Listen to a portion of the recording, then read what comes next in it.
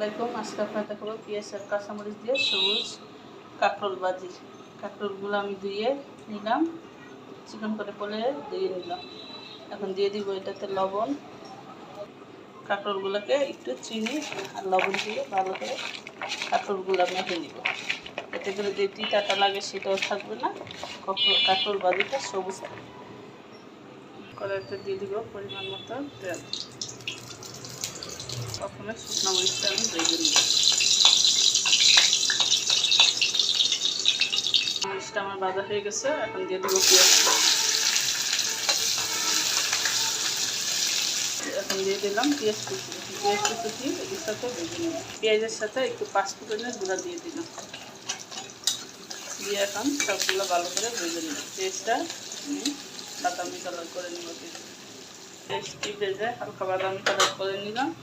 এখন কাঁকরোলগুলো দিয়ে দিব। 4-5টা কাঁচামরিচ দিয়ে নাড়াচাড়া দিয়ে দিব।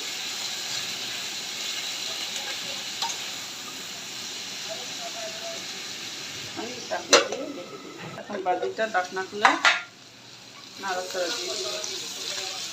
আর একবারে ভাজা ভাজা করে নিব। ভাজিটা আমার হয়ে গেছে। এখন জিরা পাতি দিব, দিয়ে নামিয়ে নিব। নাড়াচাড়া দিয়ে কেমন দেখতে হচ্ছে কাঁকরোল ভাজি অবশ্যই কমেন্টস করে জানাবেন।